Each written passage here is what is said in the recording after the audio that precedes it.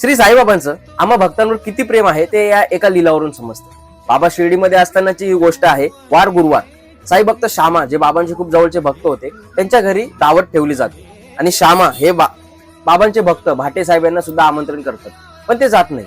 ते बाबांच्या द्वारकामध्ये जातात। भाटे साहेब, बाबा बोलतात, अरे का रे तू गेला का नाही, तुला श्यामाने आमंत्रण दिलं। भाटे साहेब बोलतात, बाबा आज गुरुवार आहे, आज माझा उपवास आहे। बाबा बोलतात, का उपवास धरला? भाटे साहेब बोलतात, बाबा ही माझी भक्ती आहे, मी तुमच्यासाठी उपवास धरला। बाबा बोलतात, अरे येड्या, जा, माझ्यासाठी उपवास धरला ना, मग जाऊन जेवण कर। मी माझ्या कुठल्याही भक्ताला उपाशी बघू शकत नाही। मित्रांनो, सद्गुरू साईनाथ महाराजांचा हा द्वारकामाईतला फोटो सुद्धा दर्शवतो की बाबा आपल्यासाठी एक आईप्रमाणे आहे। बाबा द्वारकामाईमध्ये आपलं पालन पोषण करण्यासाठी नेहमी बसले आहे।